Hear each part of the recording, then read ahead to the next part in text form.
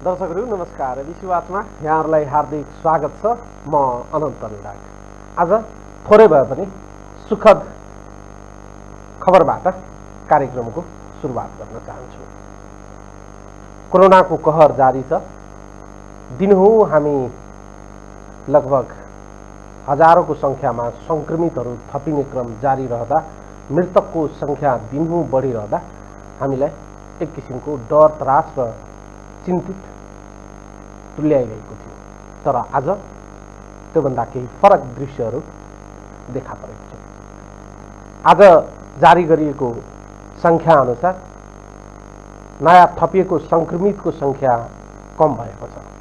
8,591 जना नयाँ संक्रमितहरू थपिएका छन् भने 8,848 जना कोरोना संक्रमितहरू निको भएर घर फर्किनु भएको छ। त्यसैगरी मृतकको संख्यामा पनि लगभग आधाको हाराहारीमा कम भएको छ। 129 जनाले आज ज्यान गुमाउनु परेको छ। आशा गरौँ यो संख्या अझै घटेर जाओस्। तपाईँ हामी सबैजना सचेत र सतर्क हुनु जरुरी छ। एकातिर कोरोनाको यो महामारीको हामी सामना गरिरहनु पर्दा अर्कोतर्फ राजनीतिक सरगर्मीले देशलाई निकै तताएको छ। लगभग पछिल्लो 36 घण्टाको राजनीतिक घटनाक्रमलाई हामीले निहाल्ने हो भने यो राजनीतिको उत्कर्ष राजनीतिक घटनाक्रमको रूपमा हामी चित्रित गर्न सक्दछौँ। यी घटनाक्रमहरू एक घण्टामा परिवर्तन हुने, एक घण्टामा नयाँ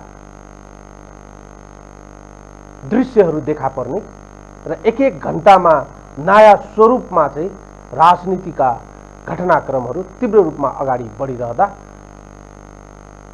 मध्यरातमा हुने गरेका निर्णयहरू, मध्यरातमा हुने गरेका राजनीतिक गतिविधिले आम जनतालाई अर्को चाहिँ चिन्ता थपिएको छ।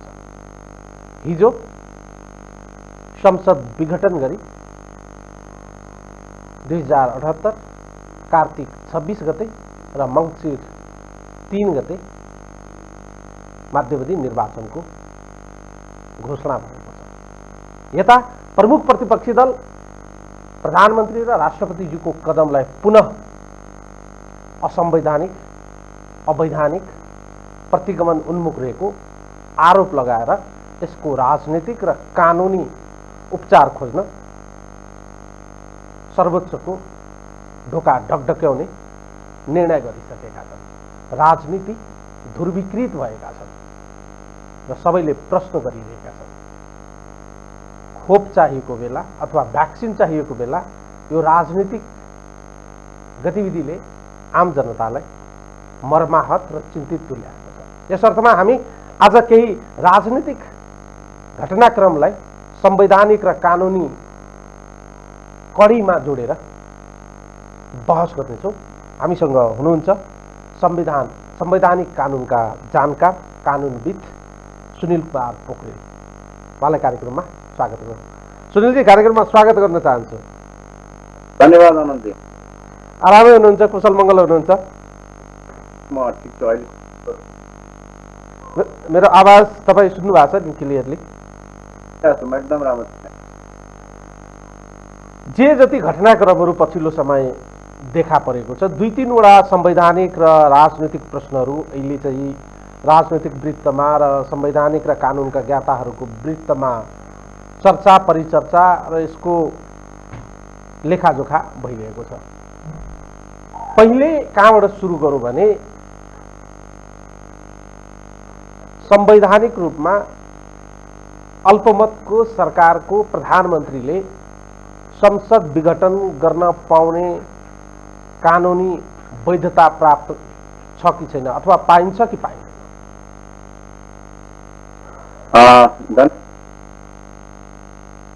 हजुर हजुर हजुर धन्यवाद। पुस 5 गतेको हिजोको प्रधानको सिफारिस र विघटनको बिचमा थोरै अन्तर म तपाईँलाई निवेदन गरौँ। पुष्पा संसद प्रतिनिधि सभा विघटन त्यतिखेरको प्रधानमन्त्रीलाई अधिकारै थिएन, अर्थात् 76(1) र 76(2) बमोजिमको प्रधानमन्त्रीलाई विघटनको अधिकार संविधानले दिएको छ। तर अहिलेका प्रधानमन्त्री 76(3) बमोजिमको प्रधानमन्त्री हो। तो सरकार गठन भएन वा गठन भएको सरकारले विश्वासको मत पाएन भने प्रतिनिधि सभाको सिफारिस अधिकार चाहिँ अहिलेको प्रधानमन्त्री जो 3 बमोजिमका प्रधान अधिकार छ।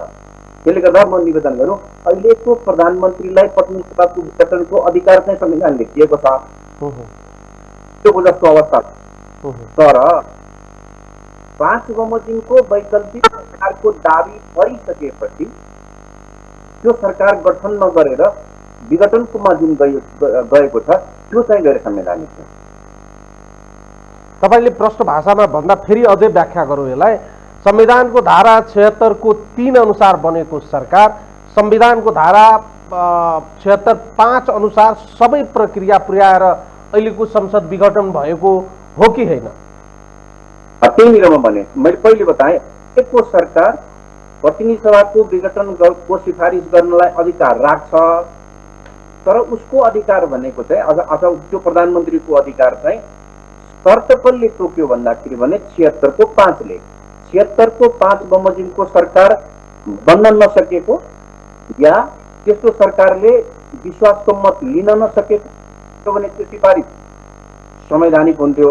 अहिले के भयो भने राष्ट्रपतिज्यूबाट 21 घण्टाको समय दिएर दलहरूलाई होइन, प्रतिनिधि सभाको सदस्यलाई मैले निवेदन गरेँ, प्रतिनिधि सभाको सदस्यलाई उहाँले 5 बमोजिमको दाबी गर्न आऊ भन्नुभएको थियो। हिजो 5 माननीय शेरबहादुर देउवाले 149 जनाको सिग्नेचर गरेर दाबी प्रस्तुत गर्नुभयो 5 बजे भित्र नै। साथसाथ अहिलेका प्रधानमन्त्रीले पनि अर्को एउटा राजनीतिक दलको साथ आफ्नो 121 लिएर 153 को दाबी प्रस्तुत गर्नुभयो। अब राष्ट्रपति विकल्प के थियो भन्दाखेरि भने प्राथमिकताका आधारमा या छानबिन आधारमा मध्ये एउटा प्रधानमन्त्री पुनः नियुक्त गर्नुपर्छ 76(5) बमोजिम। उहाँलाई त्यो 76(5) बमोजिम यो दुईटै मान्छे हुँदैनन्, अर्थात् यिनीहरूले संविधानले 76(5) बमोजिम जुन विश्वसनीय आधार बनेको छ त्यो आधार चाहिँ छैन भनेर त्यो निर्णय गरेर प्रतिनिधि सभा गठन गर्ने अधिकार संविधानले दिँदैन। अब अझै प्रश्न हो राष्ट्रपतिज्यू कहाँ जुन 24 घण्टाको समयावधि थपेर संविधानको धारा 5 अनुसार सरकार बनाउन जुन आह्वान भयो त्यो समयावधिभित्र दुईटा दल अथवा प्रतिपक्षी दल र सत्तारूढ दल दुवैले सरकार बनाउने पर्याप्त सांसदको संख्यासहित दाबी गरेको देखियो। शेरबहादुर देउवाको नेतृत्वमा दाबी गरेको देखियो। यता के अरे वर्तमान प्रधानमन्त्री केपी शर्मा ओलीजीको नाममा स्वयं चाहिँ दाबी गरेको देखियो। दुईटै संख्या हेर्दा मौजूदा संसदभित्र रहेको संख्याभन्दा बढी संख्या त्यहाँ देखियो। यता सिग्नेचर गरेको अर्कोतिर नि सिग्नेचर गरेको देखियो, अर्को सिग्नेचर गरेको अर्कोतिर नि सिग्नेचर गरेको देखियो। अथवा संविधानको धारा 5 अनुसार व्यक्तिले चाहिँ प्रधानमन्त्रीको पदमा दाबी गर्न पाउने कुरा क्लियर छ, तर त्यो व्यक्तिलाई संसदीय दलको समर्थन चाहिन्छ वा इन्डिभिजुअली सांसदहरूको हस्ताक्षर चाहिन्छ? म त्यही भन्दैछु, त्यो पक्ष 76 को 5 ले के भन्यो भन्दाखेरि भने कुनै प्रतिनिधि सभाको सदस्यले विश्वसनीय आधार प्रस्तुत गरेमा, अर्थात् इन्डिभिजुअलले इन्डिभिजुअल आधार प्रस्तुत गर्नु पर्यो। त्यो भनेको घुमाउरो भाषामा के भन्दाखेरि भने तत्काल कायम रहेको सदस्य संख्याको बहुमत सदस्यको हस्ताक्षर सहित आइजाए। 76(2) बमोजिमको सरकार बन्दाखेरिको अवस्था त्यहाँ दलको भन्यो, 2 वर्षभन्दा बढी दलको समर्थन भन्यो। त्यसले गर्दा तपाईँलाई गए पुग्छ। 5 बमोजिम जाँदा हस्ताक्षर सहित जानुपर्छ र त्यो हिसाबमा हेर्दा अहिलेका प्रधानमन्त्रीले हस्ताक्षर होइन दलको पत्र लेख्नुभयो। त्यसले गर्दाखेरि उहाँको चाहिँ दाबी प्रथम दृष्टिमा नै त्यो 76 को 5 मा जुन अक्षर र भावना छ त्यो अनुसार मिल्दैन। अर्का दावेदारको मान्ने शेरबहादुर देउवा हुनुहुन्थ्यो, उहाँको चाहिँ हस्ताक्षर सहित गएको थियो। अब यहाँनिर सवाल मात्रै के हुन्छ भन्दाखेरि भने त्यसले दुईटा राखेर एउटा पहिले विश्वासको आधार प्रस्तुत गर्नु पर्यो होइन, विश्वासनीय आधार प्रस्तुत गर्नु पर्यो र प्रधानमन्त्रीमा नियुक्ति हुनु पर्यो। त्यसरी नियुक्त भइसके फेरि 76 को 5 बहुमत 4 बहुमत 30 दिनभित्र विश्वास अवस्था छ। अब तपाईँले भने जस्तै त्यो दुईटाको जोड्दाखेरि सभाको संख्याभन्दा बढी हुन्छ, त्यसले गर्दाखेरि दुईतिर मान्छेहरू दोहोरिएका छन्। यो कसको दोहोरिएको हो?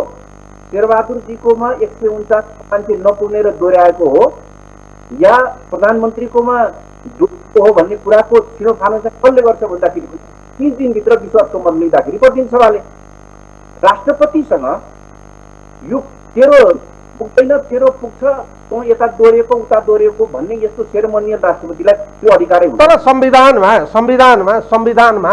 संविधानमा राष्ट्रपतिज्यूलाई संविधानको धारा 76 को 5 अनुसार राष्ट्रपतिज्यूलाई कुनै व्यक्तिले चाहिँ सरकार बनाउने आधार चाहिँ प्रस्तुत गरिसकेपछि त्यो आधार सही छ कि छैन भन्ने कुराको स्वनिर्णय गर्ने अधिकार त त्यो धाराले प्रत्यायोजन गरेको देखिन्छ नि, होइन र? तपाईको अडियो अलिकति कटेर आइरहेछ, तपाईको अलिकति नजिक भएर बोलिदिनु पर्ने होला, अडियो चाहिँ अलिक क्लियर भएन। हजुर, दुईटा प्रस्तुत भइसकेपछि उहाँसँग एउटा मात्रै विकल्प थियो, आइदर शेरबहादुर देउवालाई प्रधानमन्त्री नियुक्त गर्ने 76 बमोजिम या केपी ओलीलाई 76 बमोजिम पुनः नियुक्त गर्ने। उहाँसँग यो तपाईँ तेरो पनि दाबी पुग्दैन, तेरो पनि दाबी पुग्दैन भन्ने अधिकारै हुँदैन। किन भन्दाखेरि भने धारा 76 भनेको अनन्तजी के हो भन्दाखेरि भने त्यसको शीर्षक हेर्नुभयो भने मन्त्री परिषदको गठन गर्ने धारा हो। अर्थात् त्यो धाराको रुल भनेको चाहिँ मन्त्री परिषद गठन गर्ने, सरकार निर्माणको विकल्प खोज्ने। यो धाराको एक्सेप्सन भनेको चाहिँ 76 को 7 हो। डिजिटल फेरि भन्छु भन्दाखेरि पनि हामीले हाम्रो पछिल्लो अभ्यास, हाम्रो अगाडिको अभ्यासहरू हेर्नुभयो भने 76-5 बमोजिमको गर्न सक्ने अवस्था भएन भने पनि राष्ट्रपतिले सरकार निर्माणको लागि फेरि फर्केर 76-2 मा पनि जान सक्नुहुन्छ। यो होइन, यो भर्याकोहरूलाई जस्तो होइन, एकचोटि तपाईँ टप बदलिनु माथि जान पाइँदैन भन्ने होइन। म तपाईँलाई उदाहरण दिन्छु। 51 सालमा अधिकारी त्यतिखेरको यो 76 जस्तै धारा भनेको 2 बमोजिम लार्जेस्ट पार्टीको रूपमा प्रधानमन्त्री हुनुभएको थियो हो। त्यसपछि कमेन्ट अविश्वासको प्रस्तावले हट्यो। त्यसपछि के भयो? 42 को सरकार फेरि एकमा पुग्यो। 2 गतिभन्दा बढी समर्थनमा शेरबहादुर त्यतिखेर प्रधानमन्त्री हुनुभयो। अर्थात् यो के हो भन्दाखेरि भने त्यो संविधानको स्थिति के हेर्नुपर्छ भने त्यो धाराको शीर्षक हेर्नुपर्छ तपाईँले। यो धाराको शीर्षक के हो भन्दाखेरि भने मन्त्री परिषदको गठन हो। यो धाराको शीर्षक विघटन होइन। तपाईँ तुलना गरेर के हेर्नुपर्छ? अघिल्लो 47 संविधानको धारा 53 हेर्नु पर्यो। 53 भनेको चाहिँ आइसोलेसनमा थियो, 36 र 42सँग जोडिएको थिएन, जहाँ सरकार गठनको विषय थियो। 53 इन्डिपेन्डेन्ट धाराको रूपमा रहेको थियो। त्यसले चाहिँ मन्त्री परिषद के अरे संसदको अधिवेशनको आह्वान अन्त्य र प्रतिनिधि सभाको विघटन भन्थ्यो। त्यसले गर्दाखेरि अहिलेको 76 चाहिँ राष्ट्रपतिज्यूले प्रयोग गरिराख्दाखेरि सबै किसिमले सरकार निर्माण विकल्प खोल्ने हो। त्यो विकल्पमाथि सभालाई दलहरूलाई आइस सरकार बना भन्ने हो। त्यो सानो छिद्र खोजेर त्यो 1 मिनटमा आइन, त्यो 2 मिनटमा आइन, 76 को 5 बमोजिमको पुगेन, अब विघटनमा जान्छु भन्ने मतलब के हुन्छ भने 76 को 5 को बदनियत पूर्वक प्रयोग हो। र म साथसाथै फेरि दोहोऱ्याएँ, उहाँले त्यो 2 जना व्यक्ति बाहेक 2 जना व्यक्तिलाई प्रधानमन्त्रीमा नियुक्ति गर्ने बाहेक अर्को विकल्पमा छान्नै सक्नुहुन्न। उहाँकोमा केही गल्ती आयो भने फेरि 3 दिनभित्र प्रतिनिधि सभाले के भन्छ विश्वासको मत दिँदैन थियो। यहाँनिर फेरि चेक। त्यसले गर्दाखेरि प्रतिनिधि सभाको विघटन चाहिँ राष्ट्रपतिज्यूबाट सरकार निर्माणको वैकल्पिक सरकार निर्माणको अवस्था हुँदाहुँदै जुन विघटन गर्यो त्यो विघटन चाहिँ प्रारम्भदेखि नै अलिकति चाहिँ ब्रोड वेमा चाहिँ हेरौँ। संविधानको धारा 76 को 5 अनुसार सरकार बन्न सक्ने अवस्था रहेन अथवा सरकार बन्ने अवस्था छ वा छैन, यसको चाहिँ लिगेसी र लेजिटिमेसी नाप्ने राष्ट्रपतिज्यूले हो कि प्रतिनिधि सभाले हो। म त्यही भन्दैछु तपाईँलाई, यो के हो भन्दाखेरि एउटा आधार हो। म प्रधानमन्त्रीज्यू सिग्नेचर जानुभयो, माननीय शेरबहादुर देउवा सिग्नेचर लिएर जानुभयो। अब राष्ट्रपतिलाई दुईटा मध्ये कुन आयो रिलायबल को छ? जस्तै भन्नु अस्ति एक हप्ता अगाडि के अरे विश्वासको मत पाउनु भएको छैन, त्यसले गर्दाखेरि फेरि उहाँले पाउनुहुन्छ भने विश्वसनीय आधार भएन भन्न सक्नुहुन्थ्यो, या उहाँले अघिल्लो पठाउनु भएको थियो मलाई चाहिँ प्रतिनिधि सभाबाट विश्वासको मत प्राप्त हुन सक्नाले म विश्वासको मत लिन्न, मार्ग प्रशस्त गरेँ भन्नुभएको छ। अघिल्ला दिन मार्ग प्रशस्त गरेकोले भोलिपल्ट कसरी विश्वासको मत प्राप्त गर्ला? मैले रिजनेबल ग्राउन्ड भन्दैछु है, रिजनेबल भाषा भन्ने छ नि, विश्वास गर्न तपाईँलाई केही टुल्स एन्ड टेक्निक्स चाहिन्छ। राष्ट्र प्रधानमन्त्रीज्यूको अघिल्लो दिनको चिठीले नै के देखिन्छ भने उहाँलाई विश्वास छैन। फेरि उहाँ गर्नुभएको छैन भने 76 को 5 बजे हस्ताक्षर छैन, चिठी लिएर जानुभएको छ होइन। त्यसले गर्दाखेरि शेरबहादुर देउवाको जुन 149 हस्ताक्षर सहितको थियो त्यो रिलायबल थियो, त्यसमा रिलाइ गर्न सकिन्छ। त्यसमा राष्ट्रपतिज्यूले शङ्का गरेको जस्तो विश्वासको मत नपाउने सक्ने अथवा सिफारिस त्यसमा चाहिँ सिग्नेचरहरू चाहिँ तलमाथि परेको छ भने त 1 महिनामा विश्वासको मत लिन जाँदाखेरि फेरि उहाँले विश्वासको मत पाउनुहुन्थेन, अनि त प्रतिनिधि सभाको विघटनको प्रक्रियामा जान सकिन्छ। त्यसले त्यो बाटो छोडेर 76 को मूल सरकार गठनको प्रक्रिया छोडेर राष्ट्रपतिज्यूको ध्यानमा के भयो भने यो कर्मकाण्ड धाराको प्रयोग गर्ने अनि अल्टिमेटली निर्वाचनमा जाने। त्यसले गर्दाखेरि त्यो हिसाबमा चाहिँ यो धाराको नियतपूर्वक प्रयोग गरिएको छ। वैकल्पिक सरकारको अवस्था हुँदाहुँदै निर्वाचनमा जुन अकेल्ने बहुमती प्रयोग गरेर गरिएको छ त्यो चाहिँ हेर्नुहोस् गैर संवैधानिक मात्रै होइन, राष्ट्र र जनताप्रतिको बेइमानी पनि हो। तपाईँ अलिकति चाहिँ पछाडि फर्किनुहोस्। 27 गतेको वैशाख 27 गतेको घटनाक्रमलाई हामीले हेऱ्यौँ भने प्रधानमन्त्रीज्यूले चाहिँ संसदबाट विश्वासको मत लिन सक्नु भएन। फेरि उहाँ राष्ट्रपतिज्यूबाट सरकार बनाउने चाहिँ आह्वान भयो, 3 दिनसम्ममा कसैले चाहिँ सरकारको दाबी गर्न सक्नु भएन। त्यसपछि चाहिँ संसदभित्रको सबैभन्दा ठुलो दलको हैसियतमा प्रधानमन्त्रीज्यूलाई चाहिँ राष्ट्रपतिज्यूले प्रधानमन्त्री बनाउनु भयो। संविधानको धारा 76(3) को आधारमा प्रधानमन्त्री भइसकेपछि 30 दिनभित्र संसदबाट विश्वासको मत लिनुपर्ने प्रावधान रहेको छ। तर 27 गतेको घटनाक्रमले चाहिँ के बतायो भने प्रधानमन्त्रीज्यूसँग विश्वासको मत छैन। यस अर्थमा म संसदभित्र चाहिँ जानुको आवश्यकता छैन, संसदमा गएर नाप्ने र जाँच्ने काम गर्नु जरुरी छैन, म अलरेडी पहिला नै आफ्नो हात उठाइदिए भने त्यसलाई चाहिँ प्रक्रियागत रूपमा अगाडि बढाउन पाइन्छ कि पाइँदैन? अथवा मसँग बहुमत छैन, म सक्दिनँ बहुमत पुर्याउन, प्रक्रिया अगाडि बढाउनुहोस् भनेर राष्ट्रपतिज्यूलाई चाहिँ प्रधानमन्त्रीज्यूले भन्न पाउनुहुन्छ कि पाउनुहुन्न? तपाईँलाई प्रत्येक प्रश्न गरे। आजको दिनमा अथवा हिजो प्रतिनिधि सभा विघटन हुनुभन्दा अगाडि प्रधानमन्त्री को थियो? केपी शर्मा ओली। प्रधान पदमुक्त र पदरिक्त हुने तीनटा अवस्था छ। एउटा राजीनामा, उहाँले राजीनामा दिनुभएको छैन। अर्को उहाँ अविश्वासको प्रस्ताव पास हुनु पर्यो या विश्वासको मत लिन नसक्नु हुनु पर्यो या व्यक्तिको मृत्यु हुनु पर्यो। त्यो बाहेक त्यो पद खाली हुँदैन। उहाँले त्यो तीनटै चिज केही पनि गर्नु भएको छैन। त्यसले गर्दाखेरि त्यो एउटा व्यक्ति आफिन्छ भन्ने कुरामा विवाद भएन। अब खाली नै नभएको पदमा मैले मार्ग प्रशस्त गरेँ। जस्तै भनौँ न हिजोकै घटना तपाईँले हेर्नुभयो भने राष्ट्रपतिले अर्को प्रधानमन्त्री नियुक्त गर्नुभयो भए एकछिनलाई मान्नु, मान्य शेरबहादुर देउवालाई केपी शर्मा ओलीले के भन्न सक्नुहुन्थ्यो भने ल मैले त विश्वासको मत पनि भएको छैन, अविश्वासको प्रस्ताव पास भएको छैन, मैले राजीनामा दिएको छैन, कहाँबाट अर्को प्रधानमन्त्री नियुक्त हुन्छ?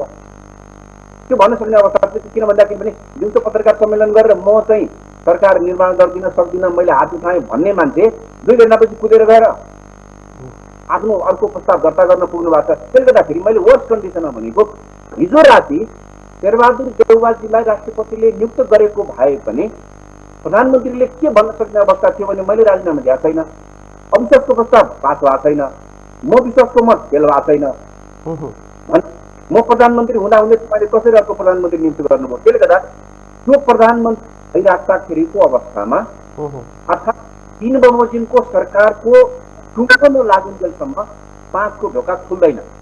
तर राष्ट्रपतिज्यूले 5 को ढोका जबरजस्ती खोल्नुभयो। त्यो गैर संवैधानिक थियो। यद्यपि त्यो खोलेको ढोकालाई स्वीकार गरेर दलहरू त्यो प्रक्रियामा समावेश भइसकेपछि मलाई लाग्छ त्यो कोर्स सिद्धिसक्यो। किनभने तपाईँ यो भन्दै हुनुहुन्छ संविधानको धारा 3 अनुसार बनेको प्रधानमन्त्रीले 30 दिनभित्र विश्वासको मत नलिई चाहिँ अगाडि बढ्नुपर्ने ठाउँ चाहिँ छैन भन्ने तर्कना हो तपाईँको? संसदमा पेश गर्नै पर्ने बाध्यात्मक स्थिति हो? लिखित संविधान भएको देशमा जे लेखिएको छ त्यसलाई फलो गर्ने हो। अर्थात् उहाँले विश्वासको मत नलिएर, विश्वासको मत नलिन सक्नु जस्तै 3टा चिज हुन सक्छ। एउटा विश्वासको मत नलिने, एउटा 30 दिन पास गर्ने, 30 दिन उहाँको सिद्धि भने अर्थमा पदमा हाल्नुभयो या राजीनामा दिने। उहाँले 3 गरेर पदमा एउटा मान्छे भइराखेपछि 5 को कोर्समा नयाँ मान्छे चाहिँ खोज्ने कुरा चाहिँ गैर संवैधानिक हुन्छ। र उहाँले त्यो जुन मैले मार्ग प्रशस्त गरेको छु नि भन्नुभएको छ नि, कुर्सीमा बसिराख्ने मार्ग प्रशस्त गरेको छु भनेर त्यो हुँदैन। हेर्नुहोस्, अहिले त उहाँको अनुकूलको राष्ट्रपति हुनुहुन्थ्यो र उहाँलाई त्यो प्रश्न सोधिएन। मलाई दुःखको साथ भन्नुपर्छ, एउटा सम्मानित संस्थालाई त्यो भन्नुपर्छ भनिरहेको छु म दुःखको साथ। यो सारा नेपाली नागरिकको मनमा भएको कुरा भनेको छु। अनुकूलको राष्ट्रपति भएको कारणले उहाँलाई त्यो प्रश्न, राष्ट्रपति मुलुकको राष्ट्रपति हुनुहुन्थ्यो भने उहाँलाई त्यो प्रश्न के राजीनामा खोइ त मार्ग प्रशस्त गर्दाखेरि भनेर सोधिन्थ्यो। त्यसले गर्दाखेरि त्यो नसोधिएका कारणले र अर्को पार्टीमा तपाईँले हामीले हेर्नुपर्ने 73 को सरकार गठन गर्नका लागि अहिलेकै राष्ट्रपतिले 3 दिनको समय दिनु हो। त्यो भनेको दलहरूले चिठी लिएर गएमा सरकार बन्ने प्रक्रिया हो। अहिले 75 बमोजिमको सरकार जो व्यक्तिले बनाउने हो, प्रतिनिधि सभाको एउटा इन्डिभिजुअल सदस्यले बनाउने हो, त्यसका लागि उहाँले 21 घण्टाको समय दिनुभयो। प्रतिनिधि सभाको अधिवेशन छैन। अधिवेशन नभएपछि हाम्रा सांसद नेतृत्व महाकाली हुन सक्छन्। त्यसलाई मान्नु कुनै एउटा इन्डिभिजुअल सांसद प्रतिनिधि सभा सदस्य दार्चुलामा खर्यो त्यो दिनका दिन, दार्चुलाबाट 21 घण्टामा काठमाडौँ आएर शीतल निवासमा गएर आफ्नो दाबी सक्दैन त्यो मान्छेले। सामान्य एउटा जेन्टलम्यानको पक्षमा मैले तपाईँलाई निवेदन गरेको, त्यो त सम्भव छैन। त्यसले गर्दाखेरि राष्ट्रपतिज्यूले जुन चाहिँ 71 घण्टाको समय दिएर त्यो बोटल नेक भन्छ के त्यो टाइमिङ दिएर जुन खालको प्रक्रिया प्रारम्भ गर्यो र हिजो राति जे गर्नुभयो त्योसँग यो होल प्रक्रियामा गैर संवैधानिक मात्रै होइन बदनियत पनि देखिन्छ। त्यसले गर्दाखेरि त्यस्तो सम्मानित संस्थाबाट गैर संवैधानिक र बदनियत कार्य हुनु भनेको त्यो पनि यस्तो बेलामा, अहिले यस्तो बेलामा जहाँ मान्छे घरबाट निस्किन सकेका छन्, को कतिखेर मर्छ, को कतिखेर हस्पिटल जान्छ भन्ने अवस्थामा एउटा सम्मानित संस्थाबाट संविधानको पालन गर्ने गार्जियन अफ द कन्स्टिट्युसन भइरहेको व्यक्तिले त्यस्तो खालको कार्य जुन गरेको छ त्यो दुर्भाग्यपूर्ण छ। हेर्नुहोस्, कुनै न कुनै हिसाबमा यो प्रक्रिया चाहिँ करेक्सन भएर नेपालको अहिलेको संविधानको धारा 76 को त्यो सरकार निर्माण गर्ने जुन प्रक्रिया छ त्यो चाहिँ कोर्समा ल्याउनुपर्छ भन्ने मेरो अनुरोध हो। तर संवैधानिक रूपमा कुरा गर्ने हो भने प्रधानमन्त्रीज्यूले जुन व्याख्या विश्लेषण चाहिँ गरेर लामो चाहिँ यसको चाहिँ कुराकानी गर्नुभयो हिजै पत्रकारहरूसँग, उहाँले देशको वस्तुस्थिति सबैलाई थाहा छ, राजनीतिक दलहरूको पोजिसन पनि सबैलाई थाहा छ। राजनीतिक दलहरू एक अर्काको पार्टी, एक अर्काको सांसदलाई चोर्ने, एक अर्काका सांसदलाई चाहिँ प्रयोग गर्ने, पार्टीभित्रको आन्तरिक द्वन्द्वलाई चाहिँ टेकेर सांसदहरूको हस्ताक्षरलाई दुरुपयोग गर्ने जस्ता गतिविधिहरू भएका छन्। संसदीय प्रणालीलाई हामीले अंगीकार गर्ने हो भने हाम्रो संसदीय प्रणाली भनेको राजनीतिक दललाई चाहिँ प्रमुखता दिन्छ।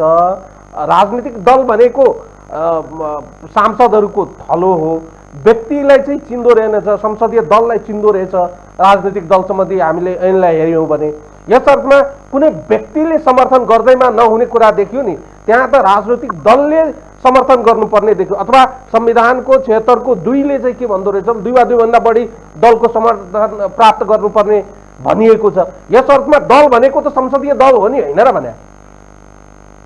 मैले त्यही भन्दैछु त, तपाईँ अहिले 2 मा हुनुहुन्न नि त, तपाईँ 5 मा हुनुहुन्छ। यो 76 को 5 भनेको अहिलेको साल भनेको 5 मा, 76 को 5 भनेको हाम्रो संविधानको युनिक व्यवस्था हो। प्राय संसारभरिको व्यवस्था पाइँदैन, इन्डिभिजुअललाई दिने कुरा पाइँदैन, दलकै आधारमा हुन्छ। तर हामीले के गर्यौँ भन्दाखेरि भने अघिल्लो हाम्रो 47 सालको प्रयासलाई हेर्दाखेरि दलहरूले सरकार निर्माण गर्ने, बनाउने, गिराउने कुराहरूमा अलिकति अप्ठ्यारो अस्थिर सरकारहरू बने। पछि प्रतिनिधि सभाको पुनर्स्थापना गर्दा भदौ 2052 साल भदौ 12 गते सामान्य सर्वोच्चको विशेष इजलासले के भन्यो भने वैकल्पिक सरकारको अवस्था छ भने तिमी डिजोल्युसनमा जान पाउँदैनौ भन्यो। त्यसले गर्दाखेरि अहिलेको संविधान बनाउँदा हामीले विभिन्न खालका त्यसमध्येको विकल्प एउटा के राख्यौँ क्षेत्र 5 मा भने सभाको एक्लो सांसदले पनि सरकार बनाउन सक्ने आधार प्रस्तुत गर्छ भने त्यसलाई सरकार बनाउन देऊ है। त्यसैले मैले सुरुमा तपाईलाई बताएँ कि यो व्यवस्था अनुसार चाहिँ धारा 76 भनेको सरकार निर्माणको विकल्प हेर्ने धारा हो। सरकार निर्माण यसको रूल हो, विघटन यसको एक्सेप्सन हो। जहाँसम्म तपाईँले दलीय व्यवस्थाको कुरा गर्नुभयो, हामी कहाँ दलीय व्यवस्थाभित्रको त्यो अपवादको व्यवस्था हो 76। यहाँले भने जस्तै त्यो तपाईँले के अरे 42 धारा 42 हेर्नुभयो भने त्यही व्यवस्था थियो। हामीसँग दुईटा मात्रै व्यवस्था थियो, 2 वा 2 भन्दा बढी दलको समर्थनमा प्रधानमन्त्री नियुक्त गर्ने, लार्जेस्ट पार्टीलाई प्रधानमन्त्री मान्ने त्यो व्यवस्था थिएन हिजो 47 सालको संविधानमा 76 5 को व्यवस्था। तर हामीले हिजोकै 47 सालकै संसदीय लोकतन्त्रलाई क्यारी ओभर गर्यौं। तर त्यसमा केही कुराहरू हामीले चाहिँ सुधारका नाममा यस्तो इन्डिभिजुअल कुराहरू पनि राख्यौं जुनका तपाईँले संविधानमा राखिसक्नुभयो। फेरि अब दलीय व्यवस्था भएको ठाउँमा त त्यो सिंगल त प्रिभेल गर्दैन नि भन्ने खालको कुराले कुनै महत्त्व राख्दैन। अनन्तजी यो 76 को स्क्रिप्ट भनेको चाहिँ त्यही नै हो, व्यक्तिलाई दिएको दललाई दिएको होइन। अलिकति अब कम्प्यारेटिभली गरौँ, यसलाई कम्पेयर गरौँ अलिकति अझै चाहिँ तपाईँ बताइनुहोस्। फाल्गुन 11 गतेको लामो खिचातानी बहस र छलफलपछि जुन संविधान पुस 5 गतेको संसद विघटन गर्ने निर्णयलाई पुनर्स्थापित गरिदियो र जुन लामो व्याख्या गरियो फाल्गुन 11 गतेको त्यो भर्डिक्टमा, त्यो भर्डिक्टको आधारमा हिजोको संसद विघटनको प्रक्रियालाई चाहिँ एक्नोलेज गरेको छ कि छैन, अथवा त्यसलाई चाहिँ अनुसरण गरेको छ कि छैन? उदाहरणगत रूपमा फागुन 11 गतेको फैसलामा दुईटा चीज थियो। एउटा तत्कालीन प्रधानमन्त्रीलाई संसद विघटन गर्ने अधिकार छैन भनेर उल्लेख क्लियर बोल्यो। दुईवालालाई त्यस्तो प्रधानमन्त्रीलाई अधिकार छैन, त्यसले गर्दाखेरि अधिकारै क्षेत्रमा नभएको भन्यो। दोस्रो उल्लेख के भन्यो भन्दाखेरि भने वैकल्पिक सरकारको निर्माण हुन सक्ने विषय त्यो संसदको विषय हो, प्रतिनिधि सभाको विषय हो। उहाँ प्रतिनिधि सभामा त्यो विषयलाई लिएर जानु भएन। प्रतिनिधि सभालाई आफ्नो कुरा भन्न दिनु भएन। एउटा निर्दोष प्रतिनिधि सभा जस्तो कुनै गल्ती थिएन, जसले त्यो प्रधानमन्त्रीलाई सधैँभरि सहयोग गरिरहेको थियो। त्यो प्रधानमन्त्रीले त्यो प्रतिनिधि सभालाई मार्नुभन्दा अगाडि तेरो यो गल्ती भयो, अर्थात् त्यो सरकार दिनको लागि असफल भई तैँले सरकार दिन सकिन। जस्तै अस्ति उहाँ प्रतिनिधि सभामा गएर माग्नुभयो नि, मलाई दिनुहोस् म राम्ररी चलाउँछु भन्ने कुरा गर्नुभयो नि, त्यो संसदलाई त्यो अवसर दिनु भएन। त्यो कारणले गर्दा वैकल्पिक सरकारको निर्माण गर्ने कुरा चाहिँ प्रतिनिधि सभाको अधिकार क्षेत्रभित्र पर्छ, प्रतिनिधि सभालाई त्यो अवसर दिनु भएन। दोस्रो, प्रतिनिधि सभाको त्यो विघटन चाहिँ त्यतिखेरको तत्कालीन प्रधानमन्त्रीको जुन हैसियत थियो त्यो चाहिँ गैर संवैधानिक थियो भने त्यो दुईटा लाइनमा गएको अवस्था हो। अब अहिले हेर्दाखेरि मैले तपाईँलाई सुरुमै बताएँ, अहिलेका प्रधानमन्त्री जो 76-3 बमोजिमको प्रधानमन्त्री हुनुहुन्छ, आफ्नो प्रतिनिधि सभा विघटन गर्ने अधिकार मैले फेरि गराएँ छ। तर त्यो अधिकार उहाँले कतिखेर प्रयोग गर्न पाउनुहुन्छ भने जब 76-5 बमोजिमको सरकार बन्न सक्दैन, 76-5 बमोजिमको कसैले दाबी प्रस्तुत गर्न सक्दैन, या 76-5 वालाले विश्वासको मत प्राप्त गर्न सक्ने अवस्था भएन, विश्वासको मत प्राप्त गरेन भने बल्ल तपाईँको 76-7 मा जाने हो। यो त के हो भन्दा 76-5 बमोजिम दाबी त प्रस्तुत छ। एकछिनलाई मान्नुहोस् न, शेरबहादुर देउवा हुनुहुन्थेन र उहाँले फर्की पेश गर्नुभयो, प्रधानमन्त्री आफैले पेश गर्नुभएको थियो नि त। प्रधानमन्त्रीलाई हिजो 5 बमोजिम नियुक्त गरे हुन्थ्यो नि त। अनि 30 दिनभित्र उहाँले पार्लियामेन्टमा पेश गर्नु मात्र मैले व्यक्तिको होइन चिठीले हुन्छ ल, ठाकुरको राजेन्द्र महतोको चिठीले र केपी ओलीको दलको नेताको हैसियतको चिठीले हुने हो भने पनि उहाँलाई प्रधानमन्त्री 76-5 बमोजिम नियुक्ति गरेर प्रक्रियामा जावे हुन्थ्यो नि त। 7 त्यही पनि एक्टिभेट हुँदैन, उहाँकै दावा अनुसार पनि 7 त एक्टिभेट हुँदैन। र राष्ट्रपतिज्यूले दाबी चाहिँ फर्किरहेको हो भने शेरबहादुर देउपाजीको छोडिदिने कुरा अन्डर ओथ रहेको देशको कार्यकारी प्रमुखले राष्ट्रपतिमा नक्कली दाबी प्रस्तुत गरेको भनेर ठहरिन्छ नि, होइन र? नक्कली दाबी प्रस्तुत गर्ने प्रधानमन्त्रीलाई त्यसको सिफारिसमा तपाईँले राति 2 बजे कसरी विजुलेसन गर्नुहुन्छ? यो गम्भीर प्रश्न चाहिँ संवैधानिक प्रश्न, कानुनी प्रश्न र साँच्चै के भने तर अलिकति जस्तै सुनिल सर, अलिकति फरक परिदृश्यमा यसलाई अझै हेरौँ त। जस्तै अलिकति बिग बकेटमा राखेर हेरौँ।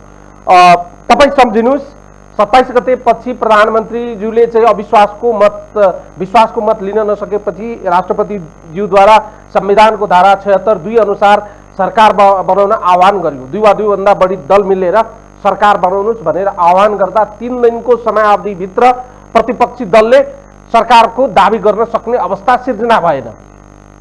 वस्तुस्थिति यो बन्यो कि संविधानको धारा 76(3) अनुसार संसदभित्रको सबैभन्दा ठुलो दलको संसदीय दलको नेतालाई प्रधानमन्त्री बनाउनु पर्यो। अब वस्तुस्थिति कस्तो आयो भने 76(3) भनेको प्रधानमन्त्रीले म चाहिँ विश्वासको मत लिन सक्ने मसँग लायकत र क्षमता रहेन, प्रक्रिया अगाडि बढाइदिनुहोस् भन्नुभयो। त्यसपछि चाहिँ प्रतिपक्षी दल प्रतिपक्षी दलहरू जुन चाहिँ 76(2) अनुसार चाहिँ सरकार बनाउन 3 दिनको समयावधिमा असमर्थ रह्यो, ओभर द नाइट उहाँहरू फेरि 76(5) अनुसार सरकार बनाउन सक्षम हुनुभयो। यहाँ त 76(2) को स्थितिमा सरकार बनाउन नसक्ने दलहरूले 76(5) अनुसार म सरकार बनाउँछु भन्ने दाबी गर्न पनि नैतिक र संवैधानिक रूपमा नमिल्ने हो कि होइन? त्यो एउटा कुरो के बुझ्नुहोस् भन्दाखेरि भने विपक्षी दल भनेको अथवा विपक्षी दलको नेता भनेको प्राइम मिनिस्टर इन वेटिङ हो। कुनै पनि एउटा प्रधानमन्त्री संसदीय लोकतन्त्रमा प्रतिपक्षी दलको नेता भनेको संसदको प्रतिपक्षी दलको नेता भनेको प्राइम मिनिस्टर इन वेटिङ हो। यति कुरा बुझ्नुपर्छ। दलको सहमति नभएका कारण 2 बमोजिम सरकार बन्न नसकेका कारणले 75 बमोजिम चाहिँ बन्न सक्दैन भन्ने कुराको अनुमान गर्न मिल्दैन। त्यो पनि खास गरी कार्यालयले कस्तो राष्ट्रपति भन्दाखेरि भने सेरेमोनियल राष्ट्रपति होइन। त्यो कहिले त्यो उहाँहरूको बन्दैन भन्ने कुराको सेकेन्ड टेस्ट छ तपाईँको विश्वासको मत लिने छ नि त फेरि 4 बमोजिम। त्यसले गर्दाखेरि हिजो 72 बमोजिम सरकार नबनाउनेहरूले 75 बमोजिमको सरकारको दाबी गर्न मिल्दैन भन्ने खालको न त संवैधानिक न त कानुनी न त नैतिक आधार हुन्छ। मैले फेरि दोहोऱ्याएँ 75 बमोजिम फेल भइसकेपछि यदि राष्ट्रपतिको सदस्यता चाहिँ सरकार निर्माणमा 25 को प्रयोग हो भने उहाँ फेरि दलहरूलाई तपाईँले फेरि रिपिङ गर्नुहोस् 76 बमोजिम फेरि सरकार बनाउनुहोस् भन्दा फेरि समय दिन सक्नुहुन्छ। अब अलिकति यसलाई चाहिँ फेरि अर्को एङ्गलबाट हेरौँ। संविधानको धारा 76(3)बाट प्रधानमन्त्री नियुक्त हुनुभएको प्रधानमन्त्रीजीले के भन्नुभयो भने मसँग संसदमा बहुमत पुर्याउने सङ्ख्या छैन। तर जब प्रधानमन्त्रीज्यूबाट राष्ट्रपतिज्यूबाट 76(5) अनुसार प्रक्रिया अगाडि बढाइन्छ त्यसपछि चाहिँ प्रधानमन्त्रीज्यूले फेरि सत्तारूढ दलकै प्रधानमन्त्रीज्यू आफ्नै नेतृत्वमा आफूसँग चाहिँ बहुमत रहेको भनेर सङ्ख्या लिएर चाहिँ 76(5) अनुसार प्रधानमन्त्रीको दाबी गर्न जानुहुन्छ। यो दुईटाको बीचमा कन्ट्राडिक्टरी जस्तो देखिँदैन? त्यो कन्ट्राडिक्टरी छँदैछ हेर्नुहोस्। त्यो मलाई लाग्छ त्यो पनि हिसाबमा मिल्छ। अझै भयो भने मैले हात उहाँहरूलाई बनाउनुहोस् न लैजानुहोस् छैन भन्नुभएको थियो। त्यो तपाईँ हामी सबैले लाइभ हेरेका छौँ। यसको प्रमुख जसले शपथ लिएको हुन्छ झुट जनता र देशप्रति इमान्दार साथ काम गर्छु भनेर शपथ लिएको हुन्छ। झुटको एउटा कुरा गर्छ, दिलको अर्को कुरा गर्छ। यो छोडिदिनुहोस्, यो मोरालिटीको विषय हो। म फेरि भन्दैछु, यदि उहाँले लगेको दाबी उहाँको 153 राष्ट्रपतिज्यूले उहाँलाई प्रधानमन्त्री नियुक्त गरेको भएको एउटा नागरिकको हिसाबमा एउटा कानुनको र संविधानको विद्यार्थीको हिसाबमा म उहाँको त्यो नियुक्तिलाई भन्दैन हुन्छ भन्थ्यो। किन भन्दाखेरि भने 76 को मूल स्क्रिप्ट भनेको नै सरकार गठन र प्रधानमन्त्री खोज्ने नै हो र त्यो त्यतिखेर उहाँको नियुक्ति चाहिँ के हुन्थ्यो भने नेकपा एमालेको संसदीय दलको नेताको हिसाबमा हुन्थ्यो, माननीय केपी शर्मा ओली प्रतिनिधि सभा सदस्यको रूपमा हुन्थ्यो। त्यसले गर्दाखेरि त्यो सरकार निर्माणका लागि उहाँले दाबी आफूले बोलेको, अझै बोलेको मात्रै होइन, अघिल्ला दिन त उहाँले लिखित रूपमा राष्ट्रपति कार्यालय हामी एकछिनलाई पत्रमा मार्ग प्रशस्त गर्छु भनेकोलाई कुन धाराले कहाँबाट देख्छ, कहाँबाट त्यो मार्ग पर्ने ठाउँ चाहिँ संविधानको कुन धारामा छ, कहीँ पनि छैन। उहाँलाई लाग्यो म मार्ग प्रशस्त गरिदिन्छु, तर के भयो भने मानिलिनुहोस् कि 76-3बाट बन्नुभएको प्रधानमन्त्रीले मसँग चाहिँ सङ्ख्या चाहिँ छैन, राष्ट्रपतिज्यूलाई चाहिँ प्रक्रिया अगाडि बढाउन आग्रह गर्नुभयो, तर राजनीतिक घटनाक्रमले फेरि के भयो भने प्रधानमन्त्रीज्यूलाई चाहिँ 76-5 अनुसार चाहिँ सङ्ख्या पर्याप्त पुग्यो। यस अर्थमा उहाँले चाहिँ दाबी गरेर चाहिँ कुन चाहिँ धाराले रोकेको छ फेरि? म भन्दैछु त त्यो रोकेन, उहाँलाई प्रधानमन्त्री नियुक्त गराए। मैले भन्दैछु त उहाँलाई माननीय प्रतिनिधि केपी शर्मा ओलीलाई प्रधानमन्त्रीको रूपमा हिजो नियुक्त गराए त्यो गैर संवैधानिक हुन नि थियो। नैतिकताको प्रश्न उठ्थ्यो, अन्डर ओथ झुट बोलेको कुराहरू उठ्थ्यो, तर त्यो काम गैर संवैधानिक कन्टिन्यू हुन्थ्यो। भन्न खोजेको राष्ट्रपतिका दुईटा दाबी परिसकेपछि उहाँले त्यो दुईटा दाबी मध्येको एउटालाई प्रधानमन्त्री नियुक्त गर्नुपर्छ हिजो। यद्यपि कि मेरो व्यक्तिगत विचार, व्यक्तिगत कुरा सोध्नुहुन्छ र संवैधानिकताको कसीमा हेर्नुहुन्छ, 76-5 स्थिति हेर्नुहुन्छ भने माननीय शेरबहादुर देउवा हस्ताक्षर सहित जानुभएको थियो, उहाँको दाबी प्रबल थियो। प्रधानमन्त्री चिठी कति त्यो चिठीलाई 76-5ले चिन्दैन। अर्को लेयर छ नि त टेस्ट गर्ने, 76-को 4 छ नि त, फेरि 1 महिनाभित्र टेस्ट गर्ने। त्यही भएर उहाँको त्यो चिठी बमोजिमका मान्छेले उहाँलाई भोलि भोट हाल्ने रहेछन् भने उहाँ प्रधानमन्त्री कन्टिन्यू गर्नुहुन्थ्यो। त्यही भएर मेरो प्रश्न यही नै राष्ट्रपतिज्यूलाई, राष्ट्रपति कार्यालयलाई कि त्यो दुईटा मध्ये एउटालाई पनि तपाईँले त्यो प्रधानमन्त्री नियुक्त नगरेर 76-7मा जानुभयो, त्यो चाहिँ गैर संवैधानिक भयो। 76-5 बमोजिमको वैकल्पिक सरकार तपाईँसँग भइसकेपछि 76-7मा जानु चाहिँ गैर संवैधानिक हुन्छ, यही नै मेरो मान्यता। त्यसो हो भने हाम्रो बहसबाट 3वटा विषयवस्तु मैले चाहिँ यसलाई ड्र गरेँ।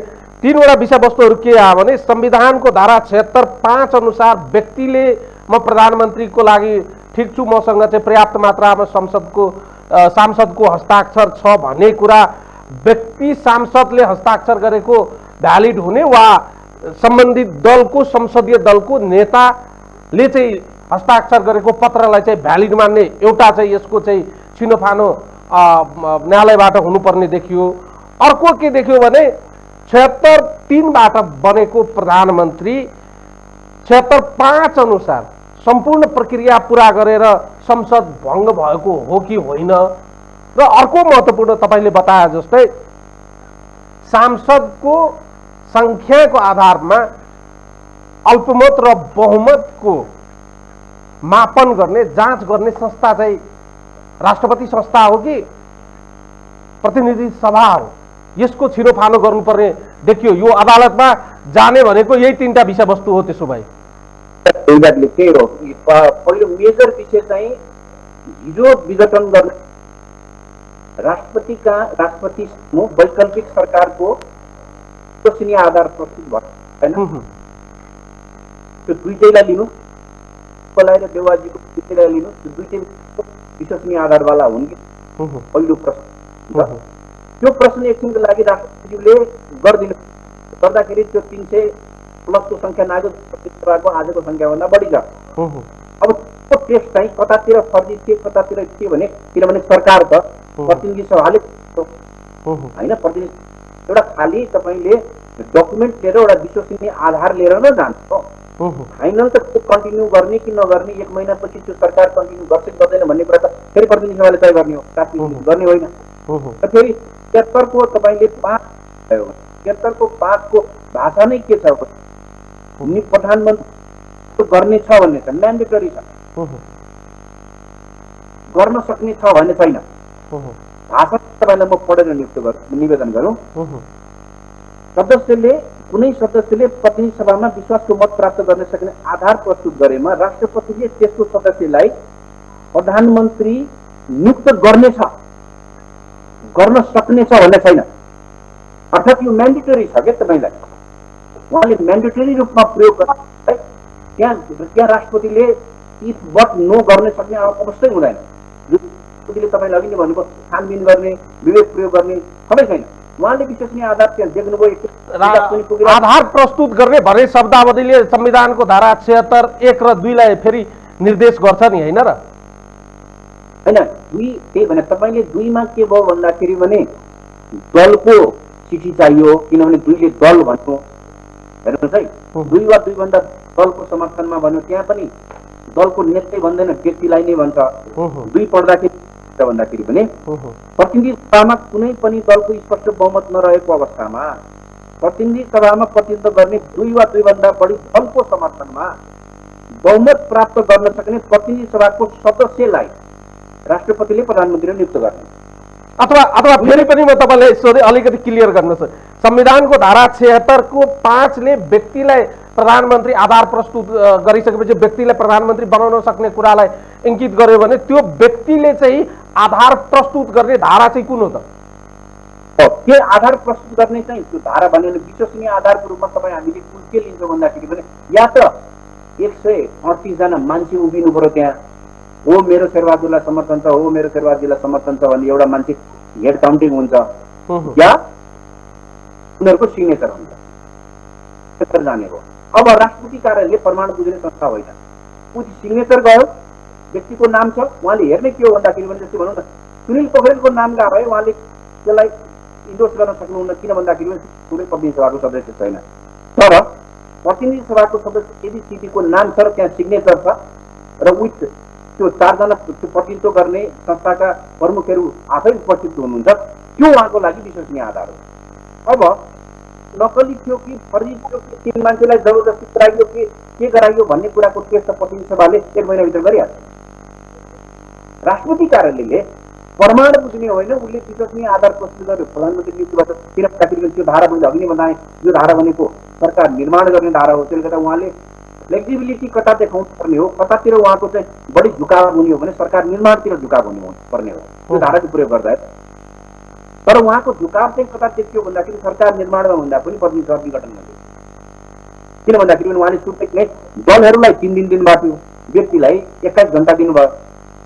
बेला लकडाउन छ, देशभरि लकडाउन छ, झापादेखि महेन्द्रनगरसम्मका मान्छे आउनुपर्ने छ त्यो 21 घण्टाभित्र, जुन कुरा सम्भव छैन, फ्लाइट सबै बन्द छ। हेर्नुहोस् है, त्यही भएर उहाँको सुरुदेखि नै नियत के देखियो भन्दाखेरि पनि यो कर्मकाण्डी रूपमा सबै धारा प्रयोग गर्ने, सरकार बन्दैन, नबनिसकेपछि प्रतिनिधि सभा विघटनमा जाने प्लान वेमा गरिएको देशको देखिन्छ। त्यसले गर्दाखेरि यो चाहिँ संविधान आदिको जाल झेलै गएको। अब यो अदालतमा च्यालेन्जेबल छ, यो अदालतमा जाने कुरा लगभग पक्का भइसक्यो। राजनीतिक दलहरूले नै राजनीतिक र कानुनी रूपमा यसलाई च्यालेन्ज गर्ने कुरा गरिसकेका छन्। यसको बारेमा रिटहरू पनि नपर्ने सम्भावना त्यस्तै छ। यो त्यसो भए फेरि पनि यो केही दिन चाहिँ अहिलेको यो विघटनको विषयवस्तुहरू अदालतले पुनः यसको परिभाषित र यसको चाहिँ विषयवस्तुहरूलाई छिनोपानो गर्नुपर्ने स्थिति सिर्जना भएको हो अहिलेको स्थितिमा। तपाईँको राजनीति फेल हुन्छ, लिडरसिप फेल हुन्छ, यहाँ पटक पटक यस्ता विषयहरू अदालतमा पुग्छन्। त्यो राजनीतिक विषय थियो, राजनीतिक दलहरूले टुङ्ग्याउनु पर्ने थियो। हाम्रो राजनीति कस्तो हो भन्दाखेरि भने हामीले पार्टिसिपेटिभ डेमोक्रेसीलाई स्वीकार गर्यौँ। पार्लियामेन्ट डेमोक्रेसी भनेको पार्टिसिपेटिभ डेमोक्रेसी पनि हो, सबै सहभागितामा सरकार निर्माण गर्ने, सबैको प्रतिनिधित्व हुने होइन भने प्रत्यक्ष निर्वाचित राष्ट्रपति वा प्रधानमन्त्रीमा जान्थ्यो। एउटा व्यक्तिलाई डाइरेक्ट निर्वाचित हुन्थ्यो, उसले संसदभित्रबाट या बाहिरबाट मन्त्री बनाएर सरकार चलाउँथ्यो। हामी कहाँ के राख्यौँ भने संसदकै सदस्य मन्त्री हुनु पर्यो, 6 महिनाभन्दा बढी त्यो मान्छे हुन पाउँदैन। दोहोऱ्याएर हारेको मान्छे र दोहोऱ्याएर गर्दाखेरि पनि त्यो प्रतिनिधि सभाको कार्यकालभरि त्यो मान्छे मन्त्री हुन पाउँदैन भन्ने त्यस्तो कानुनी व्यवस्था गर्यौँ। त्यसले गर्दाखेरि यस्तो भइसकेपछि यस्ता विषयहरू अदालत पुग्छन्। हामी कहाँ पटक पटक पुगेका छन्। फेरि पनि नेपालको सर्वोच्च अदालतको संवैधानिक इजलासले यो विषयको छिनोफानो गर्नुपर्ने अवस्था हुन्छ र मलाई लाग्छ अदालतलाई यसपटक यो विषय छिनोफानो गर्न धेरै समय लाग्दैन। दुईटा कारणले, एउटा मनमोहन अधिकारीको मुद्दाको विशेष इजलासको विगत विशेष इजलासको फैसला छ। दोस्रो भने फागुन 11 गते सम्मानित विशेष अदालत विशेष इजलासले के अरे सम्मानित संवैधानिक इजलासले यो विषयको छानबिन गरेर दुईटा प्रश्नमा मैले निवेदन गरेको सुरुमै एउटा प्रधानमन्त्रीले अधिकार छ कि छैन भन्दाखेरि त्यो प्रश्न अहिलेको मुद्दामा उठ्दैन। सरकार सक्ने 5 बमोजिमको सरकार नबनेको अवस्थामा विघटन चाहिँ यही 3 बमोजिमको प्रधानमन्त्री अहिलेकै प्रधानमन्त्री सिफारिस गर्ने हो, त्यसमा विवाद होइन। त्यसले गर्दा उहाँलाई अधिकार छ।